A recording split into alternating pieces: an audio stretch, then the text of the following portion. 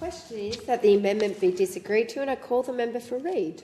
Thanks, Deputy Speaker, and I do want to thank the Minister for Industry for his visit to the electorate of Reid, where he did meet with some amazing students at Burwood Girls High.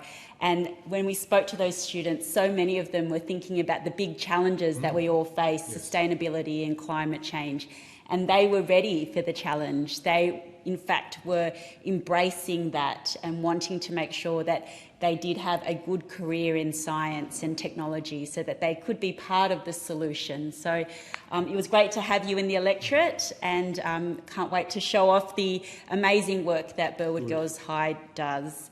But now onto this bill. There is a company with a share market value of more than $100 billion US.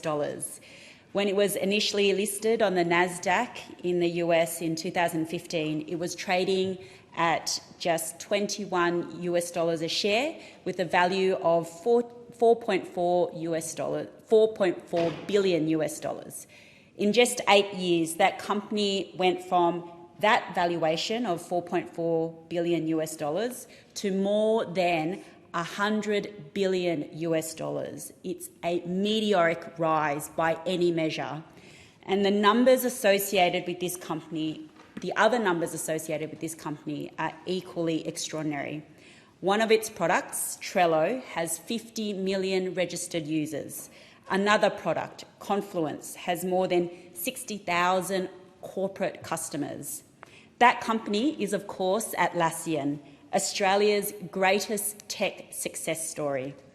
If Atlassian was listed on the Australian Stock Exchange, it would be among the top 20 most valuable companies on that exchange, up there with the likes of Transurban, Woodside and ResMed. The New York Times has described it as a very boring software company because it essentially provides software that IT professionals use. But I think its origin story is anything but boring. Scott Farquhar and Mike Cannon-Brooks, the two founders at Atlassian, met at the University of New South Wales as undergraduates. Neither of them wanted a graduate job, nor did they want to wear a suit and work in a 9-to-5 job. Using $10,000 on a credit card, they started Atlassian in 2002. Scott and Mike are Australia's first startup to IPO tech billionaires, and a perfect example of the potential of this bill.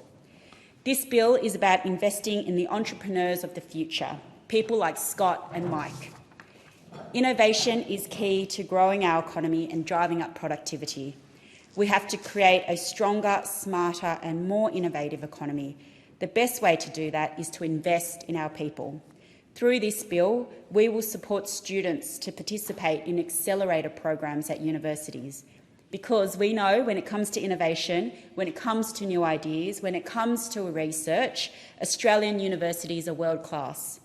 We know that nurturing the talent of every single Australian provides a dividend for the whole country. This bill seeks to create a new type of support for young entrepreneurs who will be the business leaders of the future. This bill will add to the list of election commitments the Albanese Labor government is delivering in the higher education space, including delivering a university accord via the biggest and broadest review of in the higher education space since the Bradley Review 15 years ago. This review is being led by eminent Australian Mary O'Kane. 20,000 new university places for students from typically underrepresented backgrounds, which are targeted at areas of skill shortages. And recently, the new agreement struck between India and Australia to provide certainty of qualifications and provide greater opportunities for students. So this bill is important for resetting relations with a sector that was neglected by the former government. What does it do? It amends the Higher Education Loan Help Program, HELP, to create a Startup Year Help Loan. These Startup Year loans will support final year undergraduate students, current postgraduate students and recent graduates' participation in higher education-based accelerator programs. They will be capped at $11,800 in 2023, but can be received twice by students to fully cover the cost of participating in accelerator programs. Like other fee help and HEX help programs, Startup Year Help will be made directly to higher education providers who run eligible accelerator programs. Accelerator programs have sprung up across universities in Australia, some by deliberate design from the institution, whereas others have been more organic and led by students. Regardless of how they've arisen, there are now more than 100 accelerator programs spread throughout all 39 Australian universities to help grow Australian ideas into Australian businesses.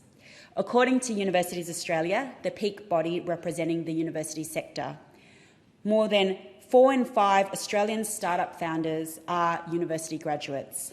So when it comes to startups and entrepreneurs, our universities are natural breeding grounds. You are in a space where you have access to great researchers. You are in a space where you have mentors and the equipment and infrastructure to help grow those ideas. They're like mini Silicon Valleys. These university startup programs also help to set up graduates for the jobs of the future. The nature of work is changing. Gone are the days where you enter a job straight from high school and then you stay there until you retire. School leavers are expected to have, on average, 17 different jobs and up to 5 career changes over their lifetime. That means we need to fundamentally rethink the types of skills and training we provide young people to ensure they are not only job ready for the career that they will step into upon graduation, but for the career after that and the career after that. University-based startup accelerator programs provide dual benefits. It provides students with the broad range of skills they need for a changing economy. It also creates businesses and jobs. Startups are now the largest contributor of job creation in Australia. So what does this look like?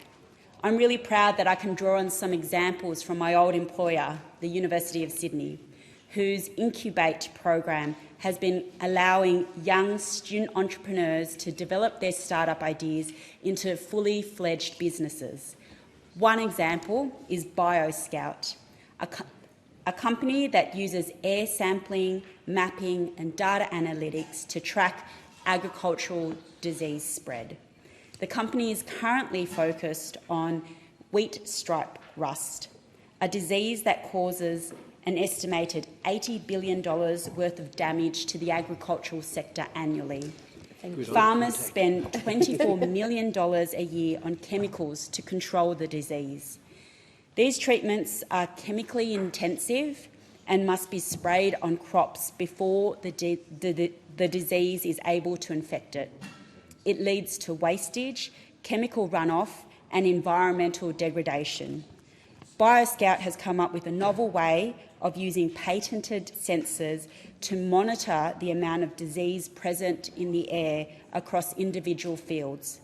Coupled with data from weather stations, it provides farmers with insights into how to treat this disease. It has shown evidence of being able to increase wheat yields by up to 18% and reduce chemical costs by 15%. Great innovation by student entrepreneurs at a university. BioScout is a great example of how innovation cultivated by higher education institutions can create a new class of entrepreneurs whose benefits can be shared by the whole community, in this case the agricultural community. Their innovations are applicable to the world of agriculture, food waste and sustainability, but one can only imagine how many more of the world's greatest problems might be assisted by a broader rollout of this support for early innovation. By encouraging more student entrepreneurs to develop their ideas, we will help to encourage an innovation-driven Australia. We know that there is an appetite out there for these type of accelerator programs. They not only provide skills and opportunities to aspiring entrepreneurs, but they also generate valuable connections with communities and businesses. and these startup year loans will help to meet that demand. They make sure that regardless of your background, you can access the support you need to grow the idea into a startup and then into a business. And as we know from the story of Atlassian, once you start up, who knows how far you might be able to go. The question is that the